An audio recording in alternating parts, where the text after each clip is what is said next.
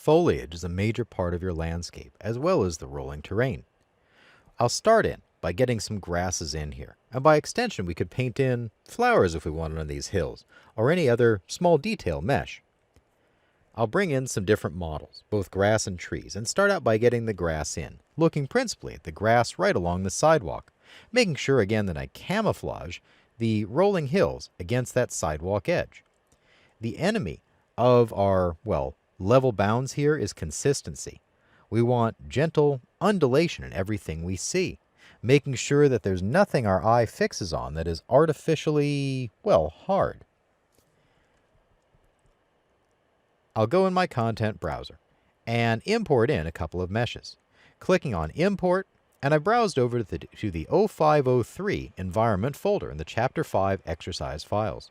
And in here we can see some elms, grass, and elm leaves. I've got a couple of versions in here. Grass tall is a mesh. It's a small FBX of a clump of grass. And grass color and opacity is just a card for grass for the deep background if we need. I've got my elms A and B, so I've got variation. And finally the elm leaves, a leaf cluster with an alpha. The FBM folders then are the materials that come with those FBXs. I'll click Open, and in the standard FBX import dialog, click Import All.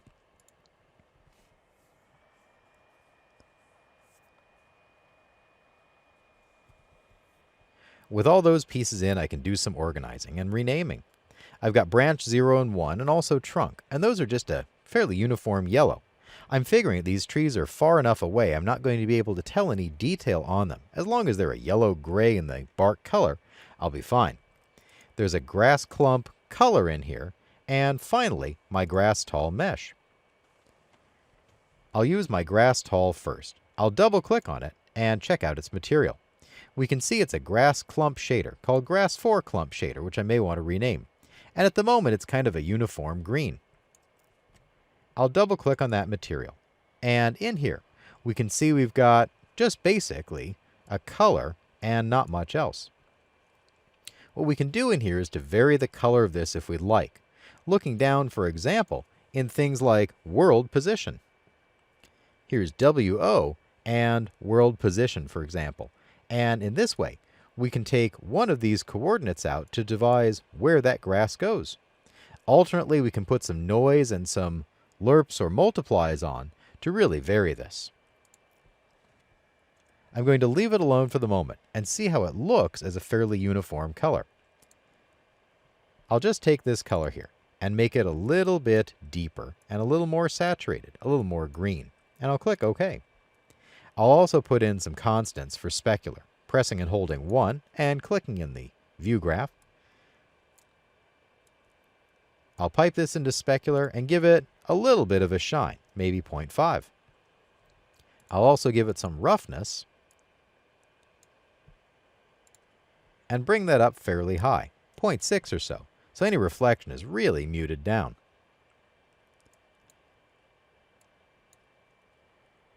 I'll save this material, and then I'll rename it and apply it onto my grass and bring that into my landscape.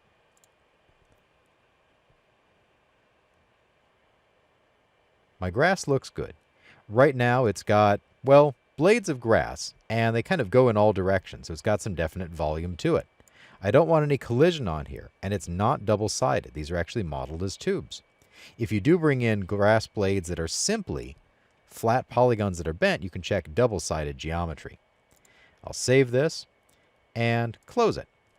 Then I'll rename that material and get started painting. I'll call this material Grass Blades and do some moving around. Again, always take the opportunity to do some organization.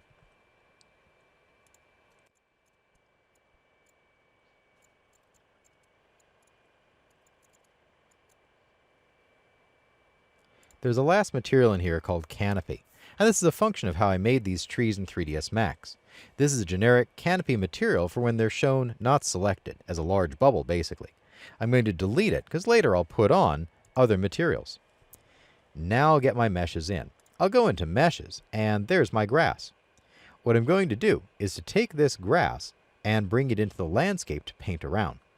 Here's grass tall, and I'll open up foliage, or Shift F4, under my Modes panel. What we can see here is we can simply drop in any static meshes. We could actually paint faucets around if we wanted. I'll take grass tall, pull it in as a foliage mesh, and let it go.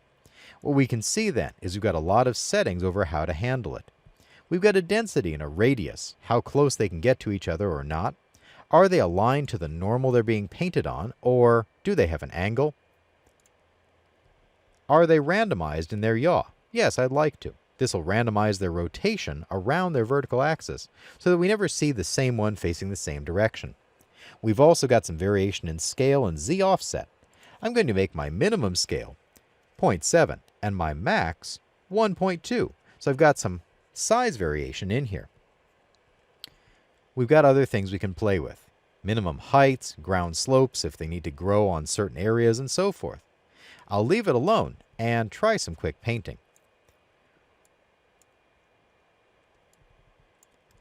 I'll go across the street, and we can see that brush ready to paint. A quick stroke gives us grass in that landscape.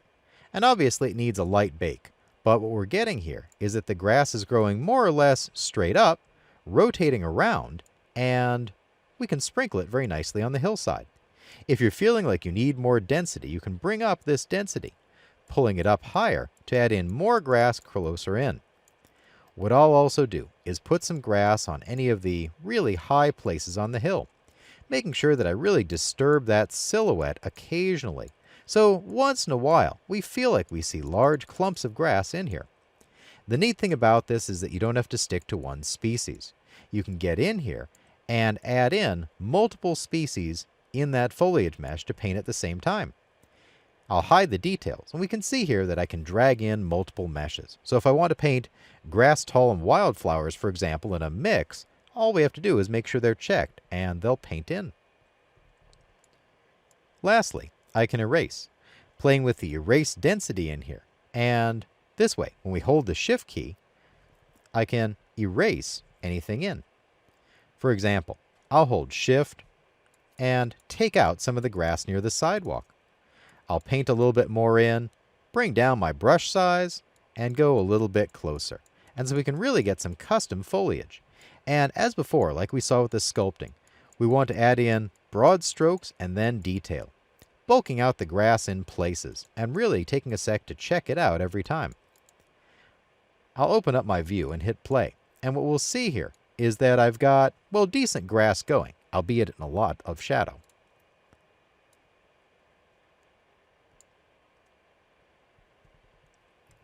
My lighting needs to be rebuilt, but the neat thing is that this hill has definitely got stuff growing on it, and we can really use this to help camouflage whatever's going on. What I'll do is mix in my painting between grass and trees. Painting in some grass, landing some trees, painting the grass around the trees because the trees shade out the grass, and maybe last coming back and retouching the soil and adding some rocks. So it's kind of a back and forth process. Adding in some objects, painting it in, checking it out. But what we're seeing is I'm definitely camouflaging that hill, so we feel like there's rolling, grassy hills in the offing. Effectively, well, bounding our scene, if only we could get there.